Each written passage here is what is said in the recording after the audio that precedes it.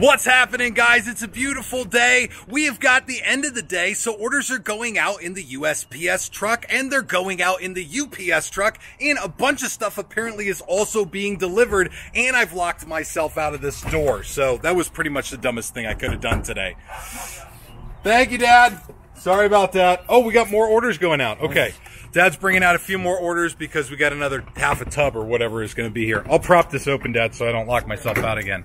All right, geez. All right, here's what I really want to do today with you guys. As soon as I find my cigar, which is right over here, I'm currently smoking a Diesel Whiskey Row because I've got to do a very important part of my barrel aging project today. For the last couple of weeks, I've had 2 bourbon barrels in the studio here that have both been aging tobacco in them. And now this is my first time where I get to crack into these barrels and sort of see what the results have been. And now I'll give you guys fairness, like in all fairness, I've really been peeking in already because I just am too excited to wait. But today I'm going to actually rotate the tobacco. So I want to take you guys through that. So I laid out some plastic on the floor like I intend to kill somebody, but I actually don't intend to kill anybody. I just want to lay out the tobacco because the goal is, and I'm still trying to work through my head how I'm going to do this. I have to like invert the tobacco. What's on the bottom has to go to the top, and what's on the inside has to go to the outside. I have to like explode it inside out. So that is going to be a hell of a project. I'm going to take that one up in just a second, but I'm seeing how much product is arriving here, and that doesn't look too bad. It's a few boxes. Let's see how many of these we got. Do you know how many boxes you got? Yeah, like 6 or 7. 6 or 7? Oh, that's not bad. Okay, sweet. All right. Sweet. I got time. We got plenty of time for that. Okay.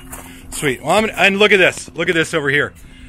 Jim is unloading a pallet of packing supplies over there because we're a little shorthand today. So I'm going to go help him with that.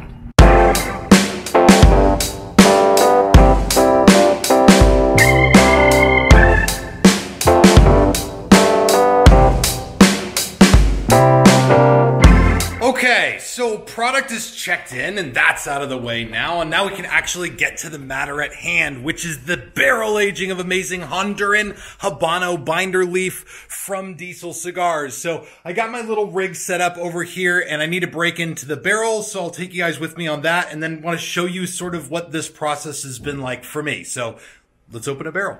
And real quick before I break this open, I want to point out, I got the thermometer here and it's been reading to my office every day and really sits in the low to mid 70s, although in the afternoons, it's gotten a couple degrees hotter. And so it's getting up to 74, 75. And where Justin told me I really need to be worried is above 75 degrees. And again, we're not going to have ideal circumstances. That's why they do so much of this stuff in Latin America, because the climate there is actually optimized for this kind of stuff. And it isn't so much once you get further north, even further south. So it's actually still within a safe range, although it's higher, honestly, than really makes me very comfortable, but I'm still hopeful for a really good result.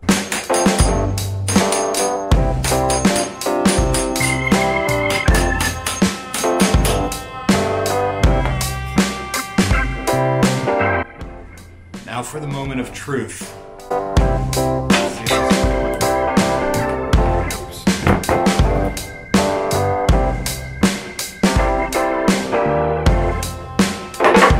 So I just want to describe what it's like cracking this thing open for the first time after a couple weeks.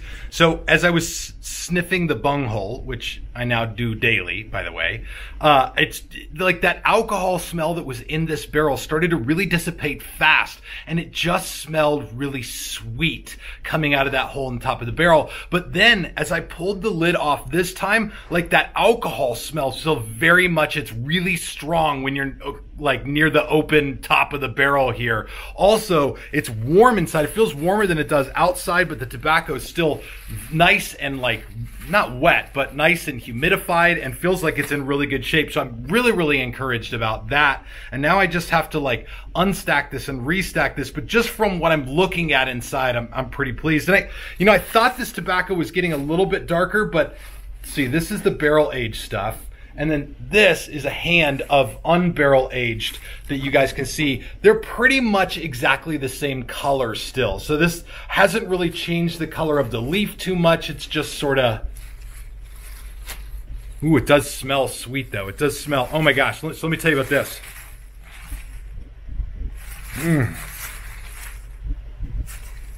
This one hand of tobacco carries now that same like almost cough inducing like alcohol smell that the rest of the barrel had, but also smells sweet. When I get into the actual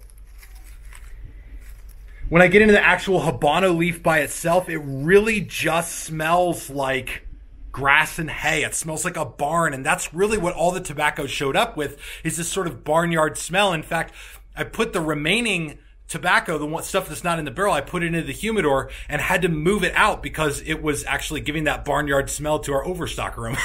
So this is really encouraging because the actual smell of the tobacco now completely different. Also, as I do this, I'm reminded of like the world before 2020 and how like putting your face into a fist of tobacco or a hand of tobacco here is like a regular thing that they do, but now feels weird to touch my nose to anything. But it doesn't smell weird. It smells amazing. So the only thing there is to do now is take these leaves out and then try to stack them in an order that makes it easy to put them back in the reverse order, but also inside out. We want to make sure that edges of the leaf that were touching the edge of the barrel are now facing the middle. So I'm going to figure out how to go about that, I guess, sort of as I go.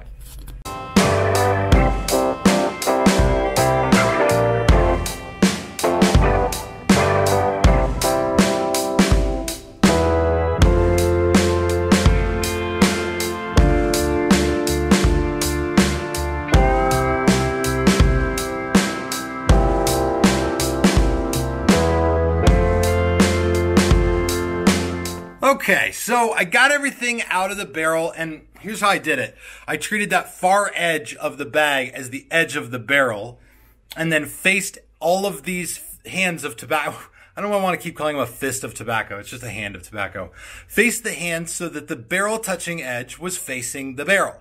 And now I have to put them in opposite, so each of these piles should be small enough that I can flip it over and start putting them in from the top to the bottom. And this is the top of the barrel, and going on down there is the bottom of the barrel. So I think I've got a system that will allow me to literally take the pile of tobacco in here and turn it upside down and then inside out. I'll tell you though, the thing that stands out to me is these leaves. They're just so like soft, and they feel almost wet, like definitely have at least as much of that humidity as they did when I first put them in there, but they're all completely soft, completely supple now, and I can't wait to roll one of these up as a fuma. And I think I probably need to do a fuma from like the top and maybe the bottom or the middle or something like that. I gotta figure out where I want my fuma leaves to come from, but that's what I gotta do after I restack this stuff. So I'm going to restack it up in there and then do the fumas and take you guys through that. Okay, so based on what I told you, here's how this will go. So this is everything that came off the top of the pile, and this edge is what was touching the edge of the barrel. So now I'm gonna go like that, and I'm gonna go like that, and that should give me a framework for putting this stuff back in there. Now, this can go in first, and the this end over here of my pile can touch the edge of the barrel.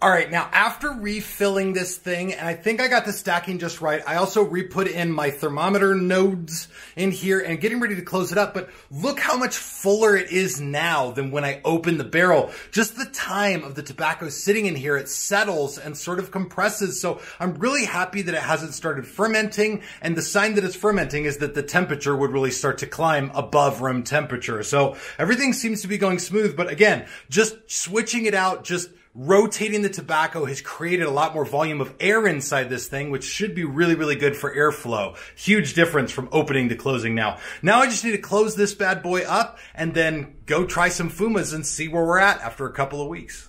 So at the end of all this, I end up with 3 Fumas, the non-barrel aged Fuma, and then I've got one from the bottom of the barrel, a leaf from the very bottom and a leaf from the middle of the barrel, just sort of check for consistency and make sure they're not like crazy different from each other. So I'm going to start off with the non-barrel aged Fuma, and if you guys have watched the first video in this series, then you kind of know what to expect with the first Fuma, but this is really just to get a baseline through this whole experiment. This one's going to be ugly.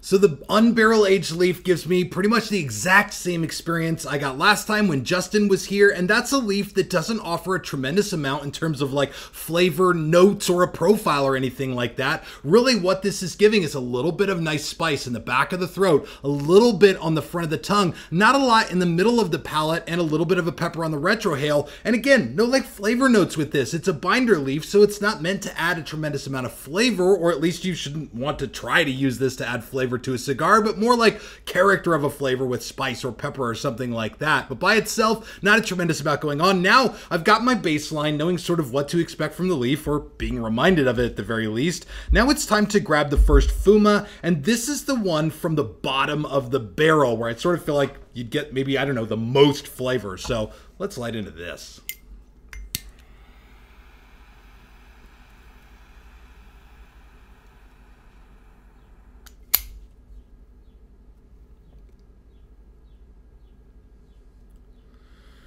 Immediately, there's more going on here. There's flavor across the palate from the front to the back.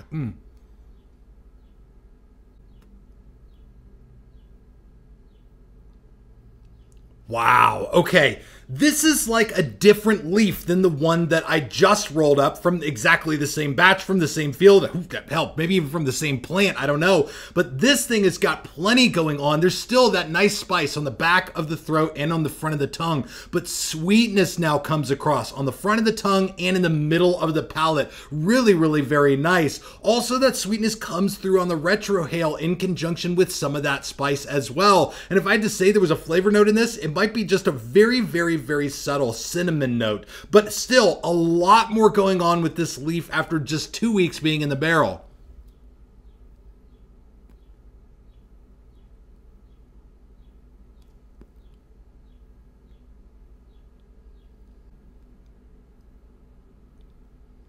The flavor is also smoother than it was on the original Fuma.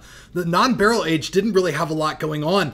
This I sort of expected to have like a little bit of sweetness in it. Like that was my expectation of 2 weeks of barrel aging, but there's really, this is a change sort of the whole like profile of this particular leaf. It's got way more going on now. And I don't know if it's like, if that sweetness has been added, it's very clearly there, but at the same time, there's character all over the palate with just this one leaf, just by itself. I'm impressed with the change of just 2 weeks.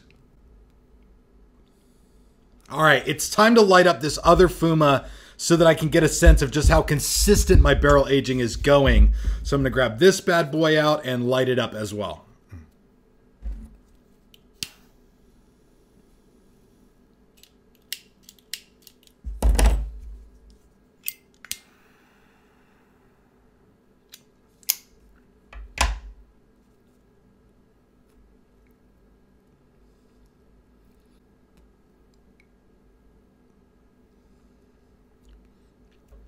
Okay, so really happy to report that the flavor is pretty much the same on both of these. So there's no disparity between any portion of my barrel aging. It seems like it's all sort of getting the same treatment as every other leaf in there, which is great. And both of these things are just popping out flavor. Like, and when I say they're popping out flavor, I mean in comparison with the original Fuma that just didn't have a tremendous amount going on, these have a lot more going on than that. If I sold you a cigar and you lit it up, you'd be like, this kind of falls flat. And certainly for a blend, it would fall flat for just about anybody. But I mean, the comparison's crazy. All right, so this is 2 weeks, and we've got months left to go. I'm going to continue checking in with Justin Andrews to see like what I'm supposed to be doing, if there's any little parts that I missed about this. As soon as he watches this video, Justin, call me, text me so that I can get details on how to do this even better next time. For everybody who's watching, drop a comment down below. Have you ever done any of your own barrel aging, any of your own infusing, or anything like that? Or even just put a few sticks into like a glass jar with a glass of whiskey to try to create an infusion or an aging there. Drop a comment down below because I'd love to hear more about your experience. As soon as I'm done with this series on barrel aging, I want to do some videos on how you would do your own sort of barrel aging or infusion process, which is even a little bit different than this. For right now, I got a beautiful Fuma to enjoy while I go start to edit this video. I want to thank all of you for watching and for supporting Cigars Daily. It means the world to our family here. This is Tim, signing off for Cigars Daily, and I will see you in the comments.